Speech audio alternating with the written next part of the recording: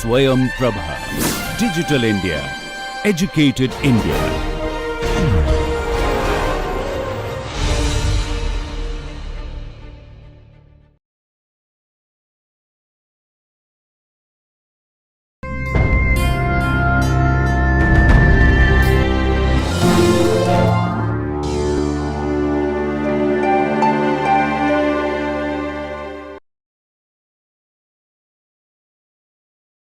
Welcome once again. So, we were discussing about multiple linear regression model, right? In our previous class, we are discussing about multiple linear regression model, multiple linear regression model.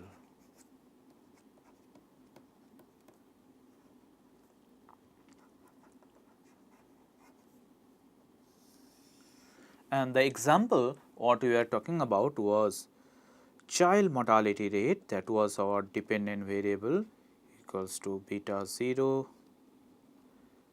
plus beta 1 female literacy rate FLR, and then beta 2 per capita GNP plus UI, right, and this is a state level data. So, in our last class we learned how to estimate this multiple linear regression model and how to interpret this beta 1 and beta 2. Once again I will just repeat beta 1 hat. Once you estimate this beta 1 hat, then the interpretation of beta 1 hat is basically for a unit change in FLR, child mortality rate changes by beta 1 hat amount, keeping the impact of PGNP constant, right. And we have also learned how to keep the impact of PGNP constant in different steps, and then we saw that actually when we keep the impact of PGNP constant following several steps, and when we estimate the model at one go including all the variables, the beta hat magnitude of the beta hat turns out to be the same, right. That is how we justified the multiple linear regression model interpretation, right. So, today what we will do, we have also learned previously the justification of FLR from the point of view of omitted variable bias. So, that means even if our objective is to estimate the impact of FLR only on child mortality rate, do we need to include PGNP also in the model, right? And we said that yes, even if our objective is to estimate the impact of FLR on child mortality rate, we should also include PGNP in the model so as to avoid omitted variable bias, right. So, as to avoid omitted variable bias. Now, with the same example and same data set, we will just see the severity of omitted variable bias in an empirical setup. So, let us see the omitted variable bias.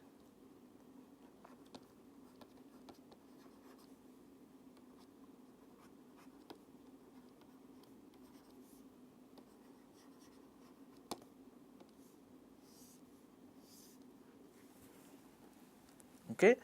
So, we will take the same example. So, first what we will do, we will run the complete model which is given by CM and then FLR and PGNP. This is our complete model, and what is the impact of FLR on PGNP? The coefficient of FLR is minus 2.231, right, minus 2.231. So, that means from the complete model, beta 1 hat equals to minus 2.231, right. Now, the next model what we are going to estimate is CM equals to beta 0 plus beta 1 FLR plus let us say U1. And from this model the estimated coefficient will say beta 1 tilde. As we have mentioned theoretically also, we will see what is the value of beta 1 tilde, and then we will examine whether beta 1 tilde is actually equals to beta 1 hat or not. If they are equal, then we will say that there is no bias involved, right.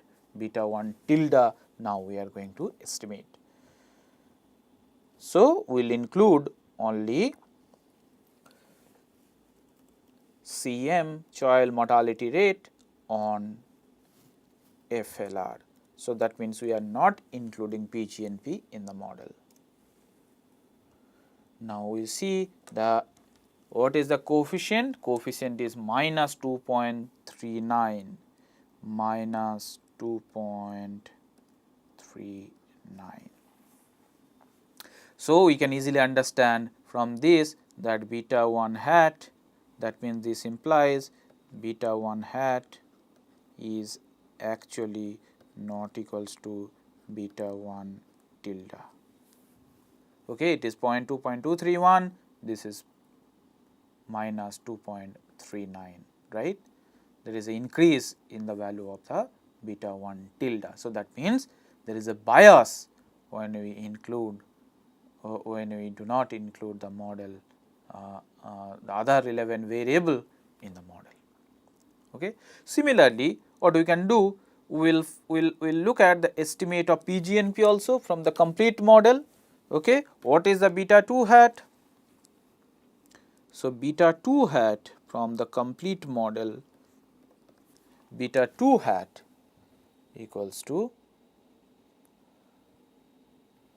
beta 2 hat from the complete model, that means from PGNP is minus 0.005. So, minus 0.005, and then we will include, we will try to estimate beta 2 tilde also from the incomplete model, and that shows. So, we will include only PGNP as explanatory variable,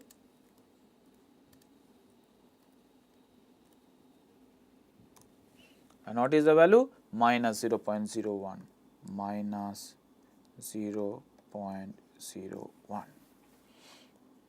Okay. So, that means we can say that beta 2 hat is not equals to beta 2 tilde, rather the beta 2 tilde becomes almost double. So, with this example we can understand the severity of this omitted variable bias when we do not include an important variable, explanatory variable in the model.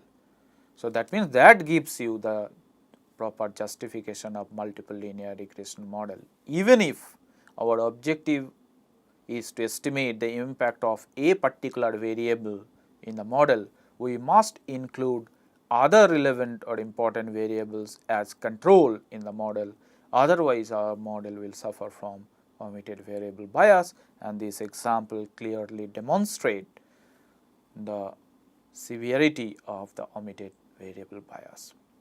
Now, one more thing that also happens when we do not include, what happens to the goodness of fit? So, from the complete model, beta 0 plus beta 1 FLR, beta 1 FLR plus beta 2 PGNP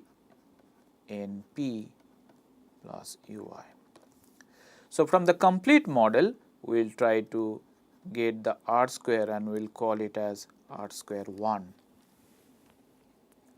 So, what is the R square value from the complete model, the goodness of fit? If we look at the complete model, then we see the R square value is 0.7077, 0.7077, right, 0.7077.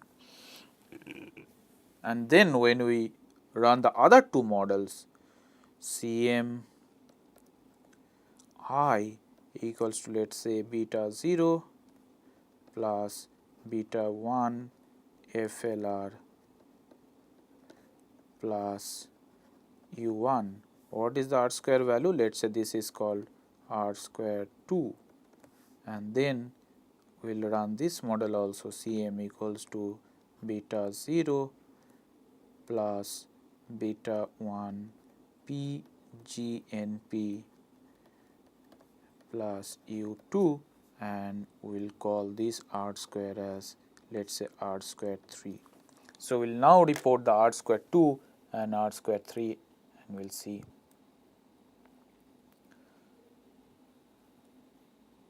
So, when we include only FLR in the model, and then we see the R square value is 0.6696, 0.6696, this is 0.6696, right, 0.6696, and then when we include only PGNP,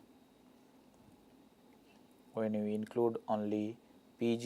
the model, then we get the R square value is 0.1662, 0.1662. This is the R square model. Okay. Now, in the complete model, R square value is 0.7077. That means we can say that FLR and PGNP, these two variables together, they can explain 70.77% variation in child mortality rate. Okay. So, from this what we can say that FLR and PGNP together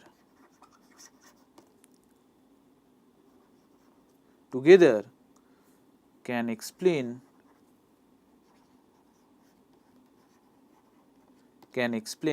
70.77% variation in child mortality rate. Now, a natural question comes to our mind. Out of this 70.77% explanation, how much of this is explained by FLR and how much of this is explained by PGNP, right? So, one obviously would tempt to say that out of this 70.77, probably 66.96% is explained by FLR and remaining would be PGNP.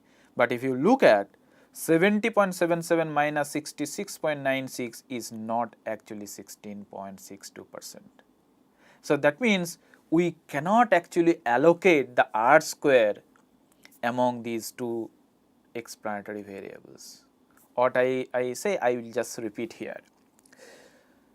PGNP and FLR together can explain 70.77% variation in child mortality rate, because that is the R square from the complete model. Now, a natural question comes to our mind. Out of this 70.77%, how much percentage of this R square is actually due to FLR and how much of this R square is due to PGNP? Can we allocate this 70.77% among these two variables? So, if we would like to allocate this 70.77% among these two variables, so when we include FLR in the model, then we see that 60.96% variation is explained by FLR itself. So, that means 77.77 minus this percentage should be explained by PGNP, but actually if we look at, PGNP is explaining much more than that. Okay? So, that means we cannot say, can we allocate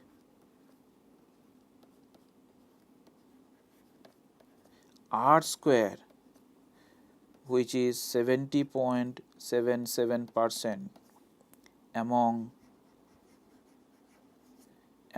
the 2 explanatory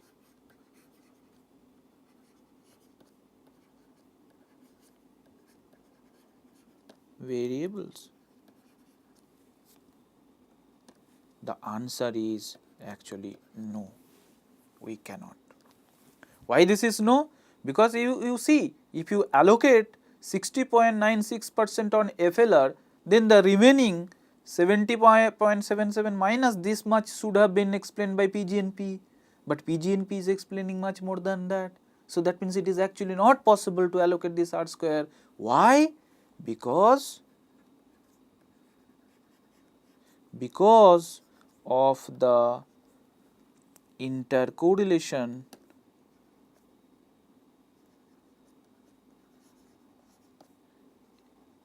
among the two explanatory variable.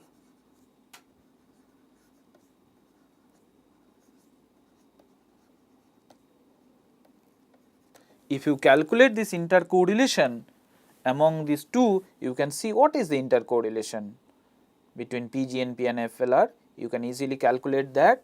What is the command for that? CORR PGNP and FLR. If you give, then you see that 26.2685 is their intercorrelation. Because of this intercorrelation, we cannot say how much percentage of this R square is due to FLR and how much percentage of this R square is due to PGNP. That is one thing we have to keep in mind. But one thing what we observe, that compared to the partial models, when we include one more variable in the model, R square is actually increasing. R square is increasing. So when let us say that this is our initial model, CM is the dependent variable and FLR is the independent one, and then R square is 0.6696. If we include PGNP also in the model, then the complete model gives R square equals to 70.77. So adding one extra variable is giving additional R square in the model. Similarly, when we have only PGNP in the model, R square is 0.1662. However, when we add FLR in the model, that gives R square equals to 0.7077. Now, the question here that comes to our mind, can we compare these two R square? That means, can we compare R1 square and R2 square, or R1 square and R3 square, and say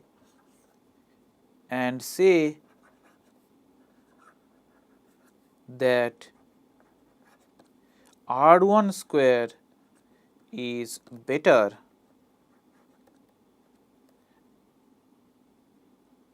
let us say this is our model 1, this is model 2, this is model 3. So, can we compare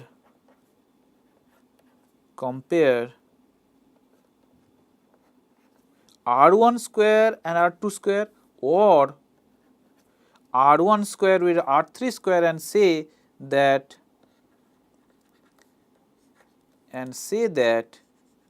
model 1 is actually better than both model 2 and 3? This is a question, this is an interesting question. So, compared to these two partial models, our complete model gives better R square. So, since complete model gives better R square, when we compare 2 and 1, we see that there is some change in the R square value. That means, explanatory power of the model increases when we add PGNP also in the model, because R square increases from 0.6696 to 0.7077. Similarly, compared to 3 and 1, when we add FLR also in the model, R square increases from 0.1662 to 0.7077. Because of this comparison, can we say that model 1 is actually better than model 2 and 3? That means indirectly what we are saying, the question what we are posing, can we compare R1 square with R2 square and R3 square and say and decide which model is better than the other one? The answer is again no. We cannot decide the suitability of a particular model based on only R square. What is the reason? Let us try to explain that. And if we know the answer, so that means can we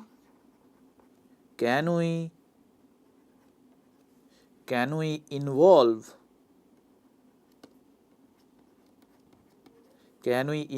ourselves in a game, I will call it a game, in a game of maximizing R square. Apparently, it may look like we will keep on adding variables in the model as long as our R square increases, right? As long as our R square increases. So, we are basically trying to compare these two models, CMI equals to beta 0 plus beta 1 FLR plus beta 2 PGNP. Let us say this is UI, and then the second model CM equals to beta 0 plus only beta 1 FLR plus let us say U1I. These are the two models we are comparing. So, if we add additional variable in the model, R square will definitely increase. Why this is so? Because R square, what is the measurement of R square? R square is basically ESS by TSS, and this we can again manipulate as TSS minus RSS and then divided by TSS, which is equals to 1 minus RSS by TSS. And what is RSS? RSS, as we know, summation UI hat square divided by what is TSS? Yi minus y bar whole square. Okay, this is basically our R square. Now, when we add one extra variable in the model, what will happen to our UI hat square or RSS? The residual sum of square will definitely decrease, or at least it will not increase. So, that means when an additional when an extra variable is added in the model,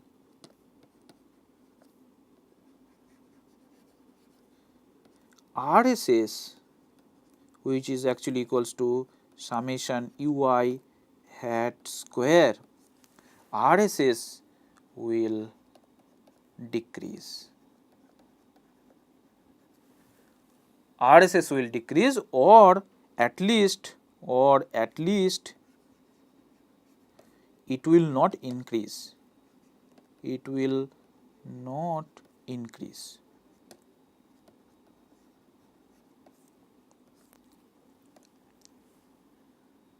And what will happen to TSS? But TSS remains unchanged.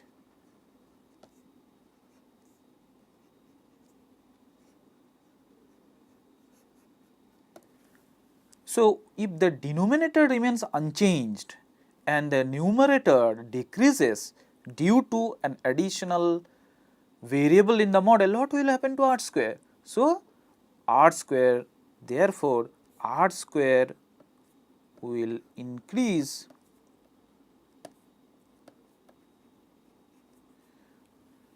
when additional variable in the model. So, we can say that r square is basically a non-decreasing function of any additional or extra explanatory variable. So, this says r square is a non-decreasing function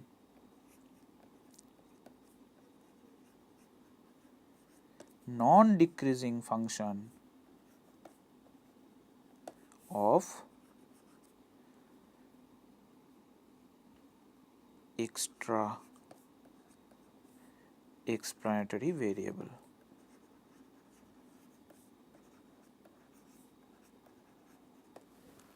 So, this is the thing that happens. So, when we add additional variable, explanatory power of the model increases, r square will increase. Okay? But does that mean that we will keep on adding variable in the model and we will say that this model is better than this model is better than this one because this gives higher r square value? This is r square equals to, in this model, r square equals to 0.70 and here it is r square equals to 0.66. We cannot say that this model is better. Why? Because this model involves these two models, these two r square are not directly comparable. Why this is so? Because in the first model we have two explanatory variable, while in the second model we have only one explanatory variable, even though the dependent variable of both the models are same, that is child mortality rate. So, when two model involves different number of explanatory variable, how can you say that this model is better than this? Yes, we are getting additional r square, but in the process, we are also losing something. In this world, nothing comes free of cost. Okay, nothing comes free of cost. So, that means a natural question comes to our mind. This additional explanatory power comes with the cost of what? That is the question. Okay? So, the question that we would like to answer here, the incremental value in r square, what is the cost? What is the cost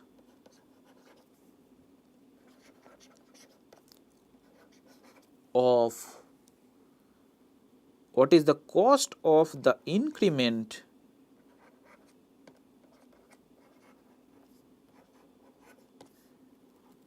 in r square? That is the question. This is an important question that I am asking. Is there any cost involved when we add one extra variable to experience little higher level of r square? The cost is there. And what is the cost? If we recall, every additional variable we include in our model, we use extra degrees of freedom. Extra degrees of freedom. If we recall that if you include too many variables in the model, then the degrees of freedom based on which your beta 1 hat, beta 2 hat, these parameters are estimated would be lesser and lesser. And if you have too few observations freely moving to estimate your parameters, then the reliability of the parameters comes down drastically. So, that means the cost is in terms of, what is the cost? Cost is lower degrees of freedom, lower degrees of freedom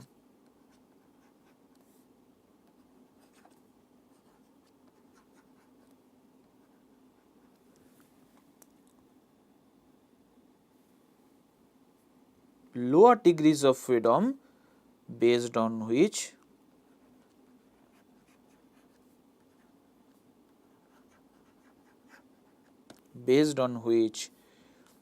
parameters are estimated.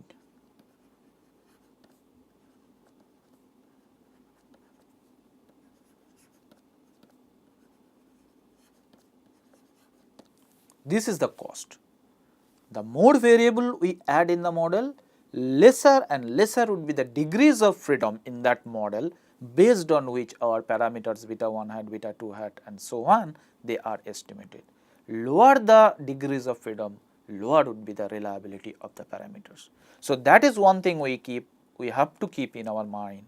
So, that means we need to give some penalty, to the R square measure while adding the additional variable in the model. And what is the penalty that we give? The penalty that you have to give is the degrees of freedom. That means we have to adjust this R square, that means the numerator and denominator, with their corresponding degrees of freedom. What is the degrees of freedom for this RSS? As you know, this is n minus k. What is the degrees of freedom for the denominator? This is n minus 1. Okay? That means now from this we can understand that since the numerator involves n minus k, as you include more variables in the model, k will also increase, and as a result of which this numerator will also come down, R square will also come down. That means R square will increase, but not like the previous cases. Earlier it was increasing more, but now I have adjusted the R square, that means the denominator and the numerator both by their corresponding degrees of freedom. Since the denominator is not depending on the parameters, see here it is n minus k, so that means it remains again unchanged. But the numerator, it is the degrees of freedom n minus k, more the explanatory variable you add in the model, more would be the value of k. So, that means n minus k will decrease, and that means that this summation ui hat square will come down. Okay? And that gives some penalty on the addition of explanatory variable.